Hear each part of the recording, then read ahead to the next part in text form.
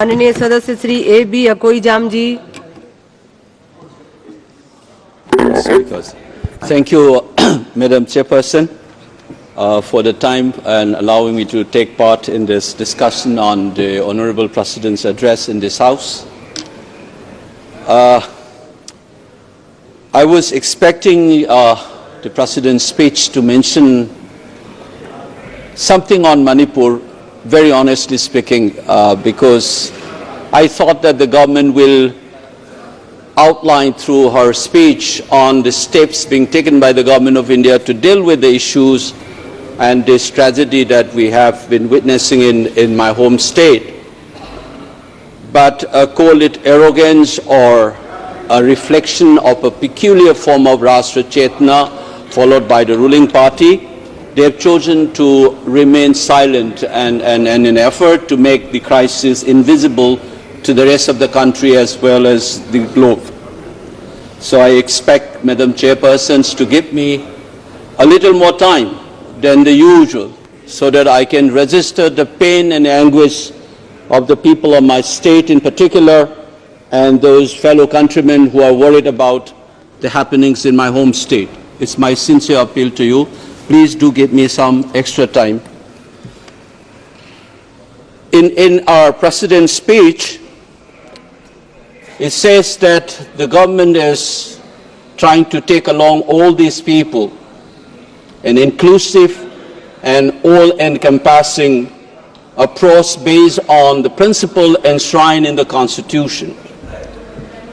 But the fact of the matter is, this government and their ideological moorings clearly does not believe in inclusive politics.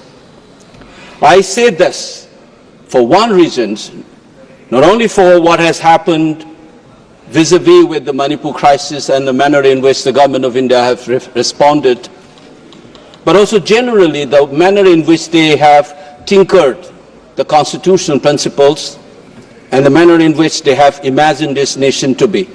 Their attitude and response to Manipur is nothing but a specific form of reflection of their general conception of what this nation is all about. Then we start with a particular tinkering that this government has done, which we don't see. Baba Sahib Ambedkar said, we have this document now, but how we inject flesh and blood to the soul to this document is what matters through our practice. What has been happening since the last 10 years? Like all liberal constitutions, we have this beautiful phrase in our preamble called "We the People." And this "We the People" is like all liberal constitutions conceptualize the population, the nation as a stratified population. But this government is pushing for a kind of an imagination of a nation which is cultural and organic in nature. When the Prime Minister took over in 2014, he has said on many occasions across many platforms in the West, in UK, UAE, Netherlands, or in various meetings in this country, he invoked a very familiar phrase that we have seen in the Nazi Germany's in 1920s and 1930s, Blut und Boden, blood and the soil. He said in his speech in Wembley, as well as in Netherlands or UAE, or in my part of the world in Silchar, he says whether one should be giving emphasis on the color of the passport or the color of the blood or in our relation to the soil. These invocations of the blood and the soil is what the Nazis have shouted in the 1920s and 1930s. It is these conceptions of the people of this country leads to various exclusions. So there's no surprise that today we have a party which swear by nationalist ethos and you have none of the members from the Muslim communities, which constitute 15% of the population. That is the reflection of that imagination of the nation. It is a similar kind of an exclusion that you have continued through your response to the crisis in Manipur. Allow me to cite 4 specific issues that tells you that the crisis in Manipur is not an isolated issue. Its gravity is such that it is a national crisis. Allow me to explain on 4 specific ways. Under the Indian Constitution, we have a state government and assembly, which has been reduced to a farce. We had the shortest assembly session in 2023 in August, which barely lasted less than half an hour. Instead of discussing on the crisis, the assembly was cut short. The government of Manipur openly claims that its power has been stripped by the union government. We don't know who is in charge of the state of Manipur. The leaders of the government in the state says that the police did not report to the Honorable CM and the Home Minister, to whom they are reporting then.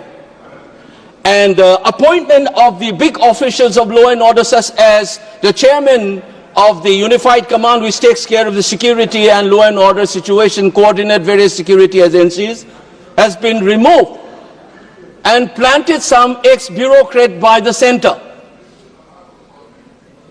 And the CM says, for instance, that some part of Manipur is under my command and some part of the state is under the Union Home Minister.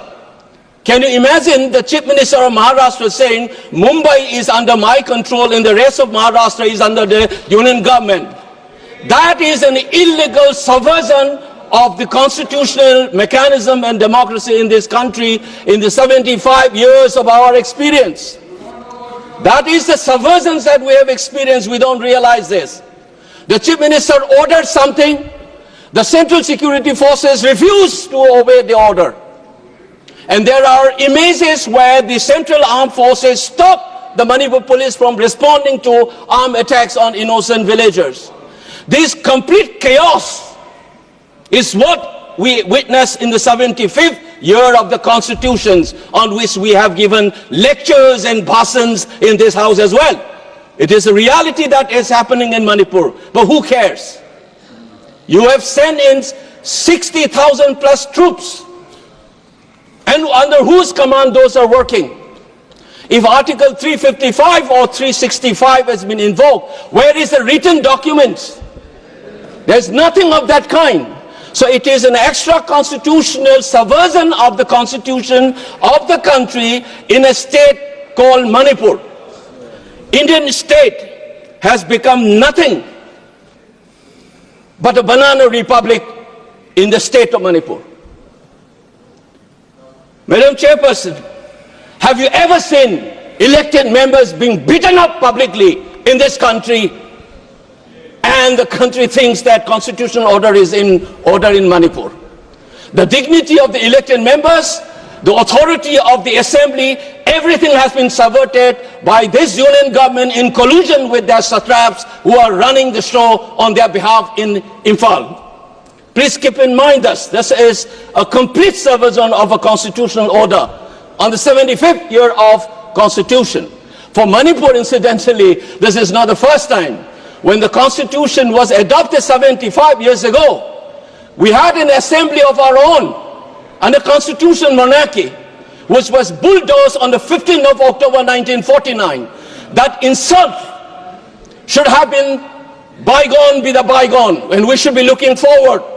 But this manner in which the crisis has been handled, and contemptuous manner in which this has not been talked about, even in our Honorable President's speech, is making you to remember that humiliation once more as we are trying to look forward. That is the most saddening and unfortunate part as we celebrate the Constitution's 75th year. Second example, when Baba Sahib Ambedkar was asked, which article in this Constitution you think is the most important one? He points out Article 32 and said this is the soul and the heart of the Constitution. In Manipur, you have a main, please madam, I have seen people getting more time. Please allow me to finish at least. Give me 2-3 more minutes.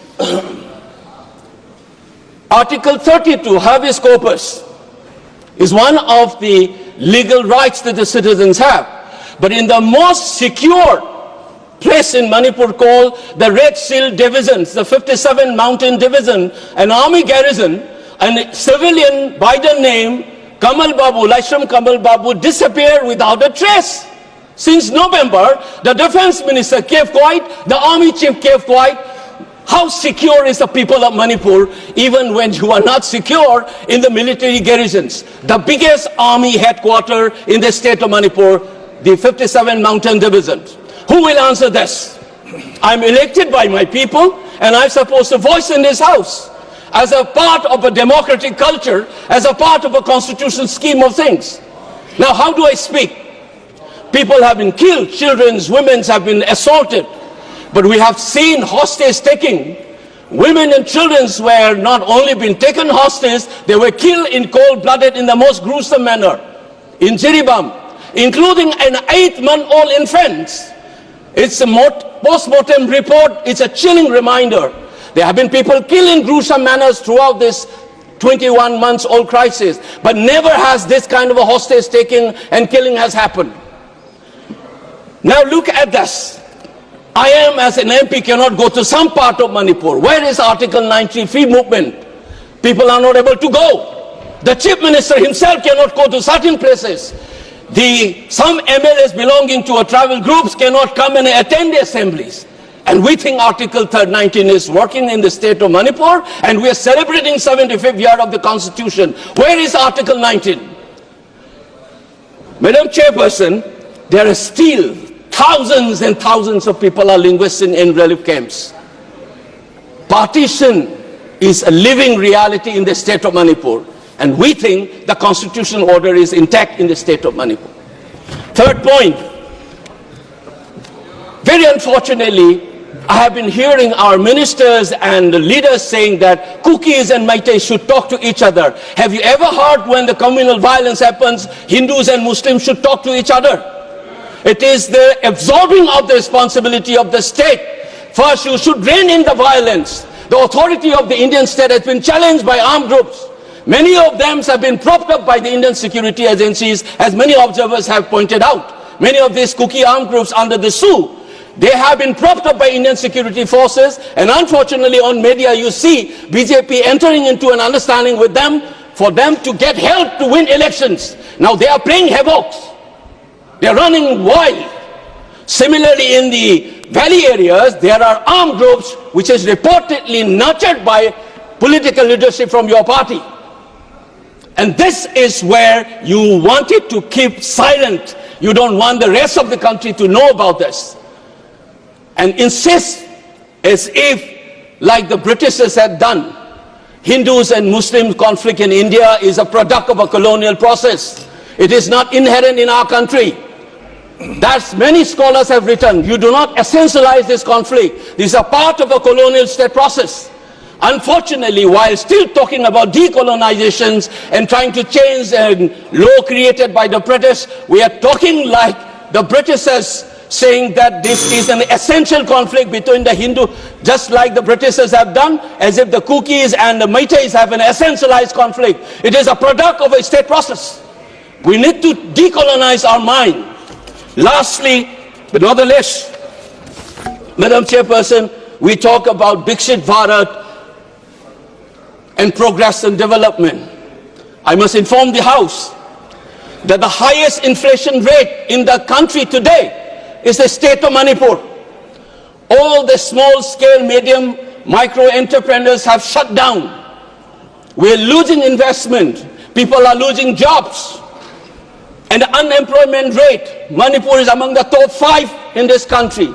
We talk about the stunned state. Many of the stunned states, including Andamans, is in the list of the top 10 most unemployed people in this country. You are not talking about this economic development, this crisis. There is no relief, tax or otherwise. You are trying to push it under the carpet as if nothing has happened. Despite all this thing, Madam Chairperson, you know what happened. People are not able to travel because of this communal violence. And the flight fare is soaring to the sky. It is looting the tragedy-stricken people. A flight fare from Delhi to Kolkata is around 6,000, which is 2.5 hours journey. But the flight from Imphal to Kolkata is around 13,000, 14,000. double the amount which has been going on for the last 20 months. Government of India is not interested in that. So what has been happening, you think that we are talking about Manipur as if it is an exception. I want to end with this remark. The Danish philosophers have reminded us. Soren Kierkegaard once said, if you want to understand the general, pick up an exceptional, true exception, because the exception will explain the general as well as the exception itself. If you want to understand what this country and how it is imagined, how this constitution is working and how it is being lied to the rest of the country, take Manipur as an exceptional case. The moment we are honest about it, you will be able to answer. We think that alienation of the Northeast people will be okay, but you check it how the youths are asking the relationship between India and Manipur because of this crisis. It is a danger written on the wall, and I draw the attention of all our members cutting across party lines. Please respond. We need a JPC to inquire into this crisis and do justice to the people of the state of Manipur. Thank you, Madam Chairperson. Madam, thank you for giving me an opportunity.